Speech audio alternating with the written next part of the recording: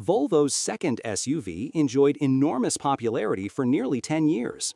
More modern and smaller than the XC90, it appealed to a wider audience, including women. It resonated so well with drivers that they were equally eager to upgrade to the next generation. How do we rate the Volvo XC60 today? The XC60 is the Swedish brand's second classic SUV after the XC90 and has been produced in Belgium since 2008.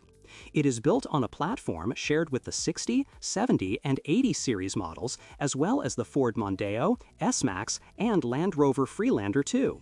Interestingly, the entire drivetrain and hill descent control assist are shared with the Land Rover model. Volvo's new SUV debuted as an exceptionally modern car, focused on comfort and safety, equipped to the teeth with the latest active safety features. This included the controversial emergency braking and autonomous forward braking since the 2013 facelift. While this feature is no longer surprising today, it generated considerable interest 15 years ago. Volvo, of course, had more to offer, especially after the facelift. The equipment list included directional headlights, automatic high beams, trailer assist, blind spot monitoring, and parking assist. During the unveiling of the facelifted XC60, Thomas Broberg, senior safety advisor at Volvo Car Group, declared back in 2013 that by 2020, no one would die in a road accident in a new Volvo. It has to be comfortable and safe. The Volvo XC60 measures 463 centimeters in length, making it significantly shorter than the XC90, but also shorter than the XC70 from the same production period. Its wheelbase is also shorter, at 277 centimeters. In terms of dimensions, the XC60 is comparable, apart from its height of course, to the S60 and V60 models. Cabin space is also roughly the same. The trunk has a capacity of 495 liters. A major advantage is the ability to fold the rear seats in a 40-20-40th split. To enjoy owning a Volvo, especially an SUV, you need to understand the philosophy behind it. Regardless of the variant or engine power, a Volvo is always built to provide safety and comfort. Expecting the XC60 to deliver low fuel consumption, good performance, or sporty handling only indicates a poor brand choice, not any inherent flaws in the design. Therefore, while user reviews are generally very positive, a significant number have a radically different opinion.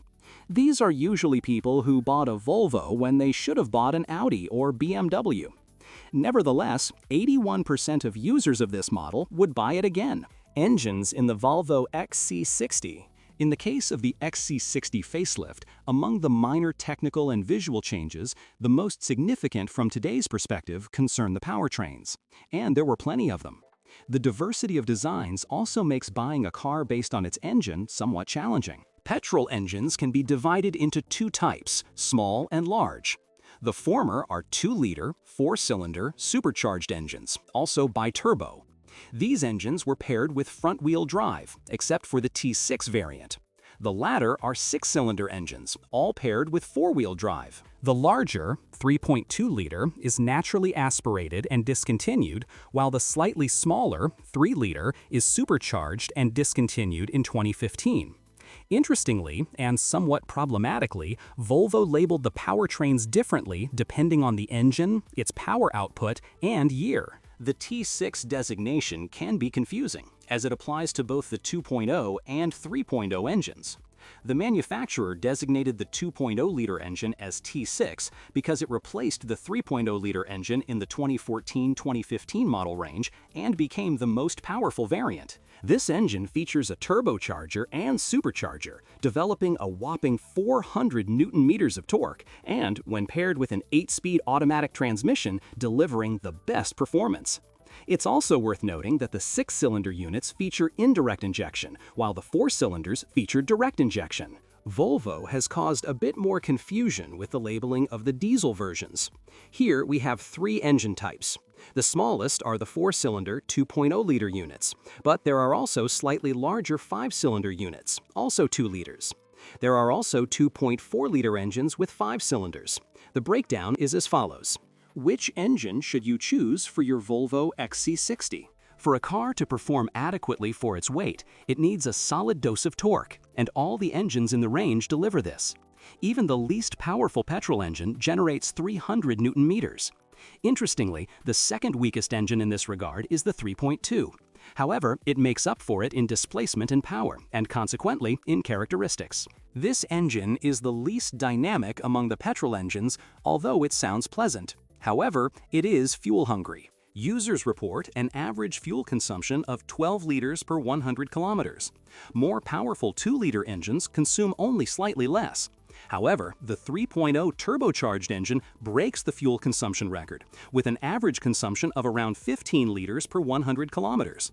The solution in this case is an LPG system, which reduces costs by around 30 to 40%. Unfortunately, installing one for such a car currently costs around Euro 1,200 to 1,400. Despite this, it will quickly pay for itself. Those who are aiming for older models and a low failure rate should still look for the 6-cylinder versions and have an LPG system installed. While servicing these engines is expensive, such as replacing the timing chain, the reduced number of failures and predictability are a major advantage. The naturally aspirated 3.2 is easier to maintain and potentially less prone to failures, because while the 3.0 is also praised for its low failure rate, the turbocharger, twin-scroll, doesn't help with servicing and is another component that needs to be repaired. 2-liter petrol engines have a good reputation, but the T5 and T6 meet the Euro 6 standard, so they're focused on clean exhaust. This, in turn, means problems in the exhaust system, as well as carbon buildup in the intake and engine itself. These engines require very thorough servicing and a quick response to any malfunctions. LPG conversion is not recommended. Diesels are considered more troublesome, and the black sheep of the range is the 5-cylinder 2.0 engine. It even suffers from block cracks. It's better to avoid this variant. The choice between the 4-cylinder 2.0 and the 5-cylinder 2.4 depends on the year, condition, and mileage.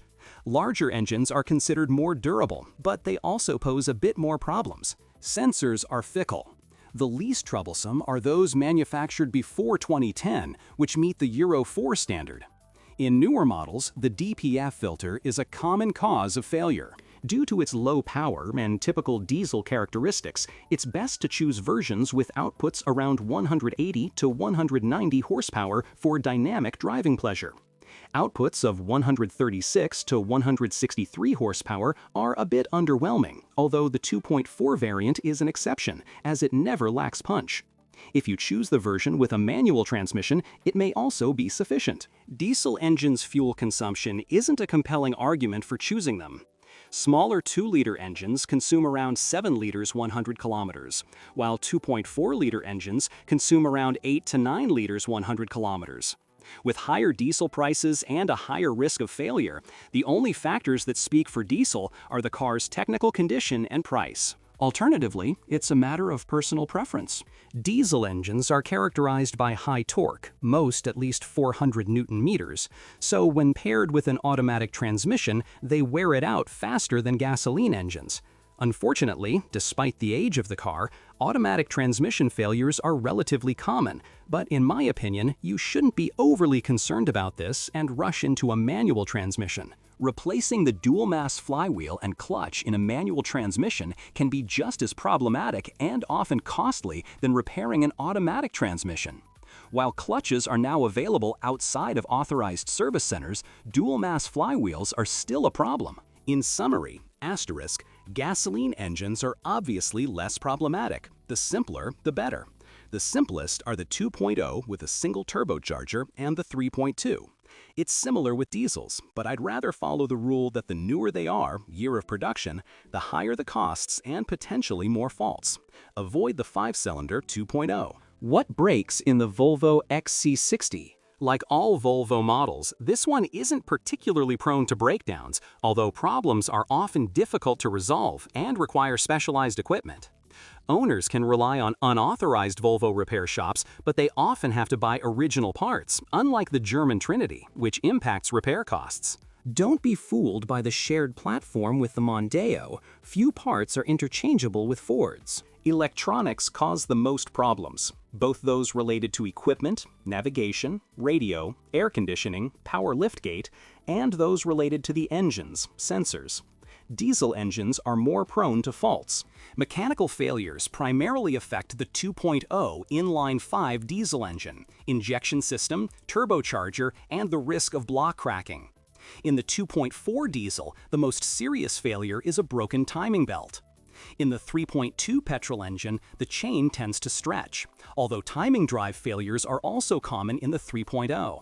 In such cases, costs of over €1,200 can be expected. Unfortunately, the car's build quality has significantly dropped compared to the older XC90. The paintwork is fragile and the plastics creak. There's really nothing that can be done about it except wrapping the body with protective film. Drivers also complain about the lack of sound insulation and the irritating start-stop system. The fact that it shuts off the engine when approaching an intersection or at the worst possible moment is not a defect, but a programmed behavior. How much does a used Volvo XC60 cost? The used XC60 market in Poland is huge, considering the price of such a model. This only confirms its immense popularity. The cheapest examples cost around Euro 8,400 to 9,600.